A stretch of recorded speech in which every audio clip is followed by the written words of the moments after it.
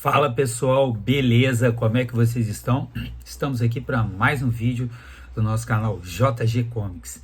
Galera, quero agradecer muito a vocês, tanto o Gustavo quanto eu. Queremos agradecer muito a vocês por estarmos tendo tantas visualizações nos nossos shorts.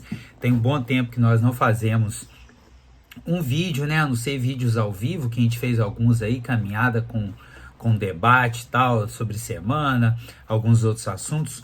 E, cara, eu vou começar a tentar postar alguns vídeos aqui com um pouquinho mais de regularidade. Hoje eu vou estar trazendo para vocês a fala sobre esse quadrinho aqui do Demolidor do Frank Miller, tá? Esse aqui é o volume 1. Vou trazer também o volume 2, o volume 3. Vou fazer vídeo sobre o Monstro do Pântano. Vou fazer um vídeo sobre o Superman, que eu havia falado com vocês também, que ia fazer. Eu fiz 2 shorts aí, coloquei. Mas, pô, antes de mais nada, eu vou pedir que vocês deixem um like, se inscrevam no canal e dê uma chance pra gente. Eu sei como é que é, eu também assisto o YouTube. Às vezes a gente começa a ver um vídeo de um canal assim e a gente, não sei, tal, queria uma coisa diferente. Pô, mas dá uma chance pra gente. Dá uma olhada nos outros vídeos aí, a gente tem playlists bem legais. Tenho certeza que algum dos vídeos ou vários deles vão agradar vocês, vocês vão querer ficar com a gente. Show de bola? Eu vou estar falando aqui sobre o Demolidor do Frank Miller e vou dar uma pincelada rápida a respeito aqui do Frank Miller pegando o Demolidor para escrever. Quando ele pegou, eles estavam meio que querendo largar o personagem para lá e deram na mão do Frank Miller, que tava ali, né? Já era um bom escritor e tudo, mas ele não era o Frank Miller que viria a se tornar, né? Inclusive, quando ele pegou o Demolidor, ele teve muita liberdade para fazer, e aí ele fez o Demolidor e também fez o Batman Cavaleiro das Trevas, que eu comprei a edição de luxo. Eu tenho absoluta, comprei de luxo, eu não podia ficar sem ela. E, cara, assim, eu quero fazer um paralelo com as séries do Demolidor, tanto da Netflix quanto essa agora do Disney Plus, que pode ser que a gente faça um vídeo falando especificamente da série. Uma coisa que eu queria falar e trazer aqui para vocês, que quando você lê, principalmente o Demolidor do Frank Miller, você vê que ele é um herói muito poderoso. Ele é muito poderoso, ele tem o olfato, a audição, ele tem os sentidos, menos obviamente a visão, mais do que aguçados. Ele tem eles potencializados e é como se ele tivesse um sentido extra que misturasse todos esses outros sentidos. E que nas séries eles não conseguem fazer isso. Eu tava pensando, talvez, aquele filme do Batman Cavaleiro das Trevas, quando ele coloca um sistema sônico e ele entra no prédio e ele consegue, no escuro, perceber aonde estão os bandidos e tudo. Talvez, se na série eles conseguissem fazer isso, eles iam trazer um pouquinho do que são alguns dos poderes do Demolidor. Aqui ele sobe parede correndo, ele cai de prédio segurando em maços, ele luta com o Hulk, cara, ele toma chega pra lá do Hulk e ele consegue, ele tem uma força sobrenatural, ele tem uma agilidade muito maior do que na série, que eu sei, não na Disney, né? Talvez numa série sim, eles não consigam, não queiram colocar o Demolidor nesse patamar. Eu penso que deveriam usar bastante o Demolidor do Frank Miller em termos de poder. E ele rivalizaria aí com o Homem-Aranha, com o Capitão América, em muitos quesitos, tá? E o Demolidor merece isso, ao meu ver. Ele é um herói diferente, ele é um herói cego, ele é um herói que é um herói sem medo, ele é o cara que fica ainda mais no subúrbio que o próprio Homem-Aranha. Então meio que ele e o Homem-Aranha deveriam agir mais vezes juntos. Eu gostaria de um filme com os dois atuando juntos. No quadrinho, logo no primeiro, logo de cara, acontece isso. Eles colocam o Homem-Aranha com o Demolidor, tá? Aí, ó, o espetacular Homem-Aranha. Esse é o título aqui, ó, do primeiro arco desse quadrinho do Frank Miller, tá? Aí, um cego guiando o outro. E aí é que o Homem-Aranha acaba ficando cego e o Demolidor, ele ajuda o Homem-Aranha, mas ninguém pode saber que ele também é cego. Então ali eles colocam isso para mostrar, cara, tu gosta do Homem-Aranha? Pô, Homem-Aranha é foda, Homem-Aranha é fera, né? É. Tá.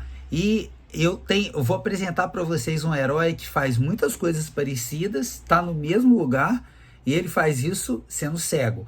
Obviamente ele não tem a força do Homem-Aranha, obviamente ele não tem toda a agilidade e capacidade que o Homem-Aranha tem física, porém a capacidade que o Demolidor tem física é muito, muito, muito além de um herói sem poderes, com poderes mais limitados, que é o que eles fazem na série, ao meu ver, até por questões de grana. E aí vai desembolando e tal.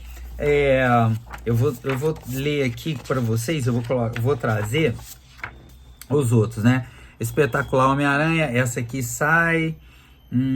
Um cego guiando o outro. Aí depois das cinzas às cinzas, né? Peter Parker tá ligado também, o Spider-Man Espetacular Homem-Aranha número 27 e 28, nas duas primeiras, e elas são de março de 79. Aí começa Demolidor 158, 159, 160 até 172, que é o último aqui. Então é um quadrinho de 300 e então vou falar um número exato para vocês, né? Que é legal falar um número exato. 335 páginas, tá? Os dois primeiros são dois arcos do Homem-Aranha, tá? Escritos também pelo Frank Miller, e vai até a página 335, como eu falei para vocês, da terceira história até a última, todas do Demolidor, tá? Demolidor da 158 até a 172. Aí vai de maio de 79 até julho de 1981. Então são um pouco mais de 2 anos aí sendo escritos, né? Quase 3 anos, né? Porque ele pega 79, 80 e metade aí de 81. Então, assim, 2 anos e meio mesmo, bem escritos sobre o Demolidor, tá? Aí tem, o que a gente tem aqui? Das cinzas às cinzas, erro lapidar, marcado para morrer, nas mãos do mercenário, quando o mercenário aparece. E aí é legal saber que o mercenário, eu vou colocar algumas pinceladas nesse quadrinho aqui para vocês, que o mercenário, o lance dele é com o Demolidor. Ele quer provar que ele é melhor do que o Demolidor. Ele não quer só ser um bandido, não. Ele quer mostrar, o lance dele é o ego dele. Eu sou melhor, ele quer provar isso para as pessoas. Aí também tem uma história que aparece os Dr. Octopus aqui. Aí nessa você vê o quão o Homem-Aranha é mais forte que o Demolidor. Mas o Demolidor é muito sagaz também e para vencer. O Bélico, que é uma história mais fraca, né? O Beco Sem Saída, se eu não me engano, é a história até que eu fiz um corte aí do Hulk. Deixa eu ver se é esse mesmo, 122. Porque assim, a gente acaba não guardando todos os números assim, né? 122. É isso mesmo, Beco Sem Saída é com Hulk, tá? É uma das melhores, tá? Aí a Elektra aparece, a apresentação da Elektra, que foi uma personagem criada pelo Frank Miller, e a relação dele, e assim, o que acontece nesses quadrinhos? Como são mensais, eles têm muito, assim, algumas edições de epílogo, tem aqueles quadrinhos falando, olha, o Demolidor sofreu um ataque químico, que ele perdeu a visão, mas aguçou, assim, sinceramente, você lê uma, duas, depois você não precisa ficar lendo aqui, talvez você leia só a primeiro, talvez você não leia nem a primeira, que você sabe a história dele, mas eu recomendo que você leia. Então algumas coisas, em alguns momentos, para fazer ligações entre uma história e outra, eles fazem como se fosse um resumo, tipo numa série. pouca coisa. Em alguns momentos. Eu acho isso bem interessante, principalmente para a época, quando você estava acompanhando ali, né, mês a mês, querendo saber o que estava acontecendo. Mas quando você lê tudo aqui, algumas partes dessas você vai até pular, porque você já sabe o que aconteceu na última, a não ser que tenha muito tempo que você não tenha lido. Depois vem o Rei do Crime, a introdução do Rei do Crime, e também como o Rei do Crime é forte e poderoso, e ele é extremamente estratégico e maquiavélico. E, cara, sinceramente, isso pra mim é muito legal. Então eu entendo perfeitamente quando as pessoas veem as séries do Demolidor, a série do Demolidor, vê as temporadas, melhor dizendo, do Demolidor, e elas não conseguem ver o herói que elas tanto gostam ali.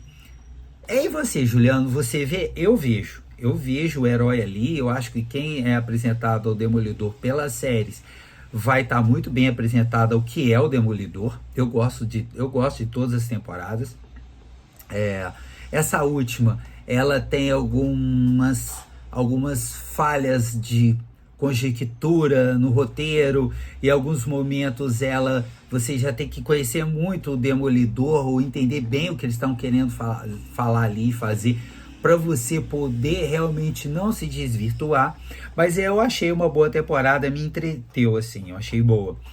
Pode ser melhor, e espero que a próxima, que vamos dizer, a segunda na Disney e a quinta que eles farão, espero que façam, né? Parece que tá certo, seja ainda bem melhor.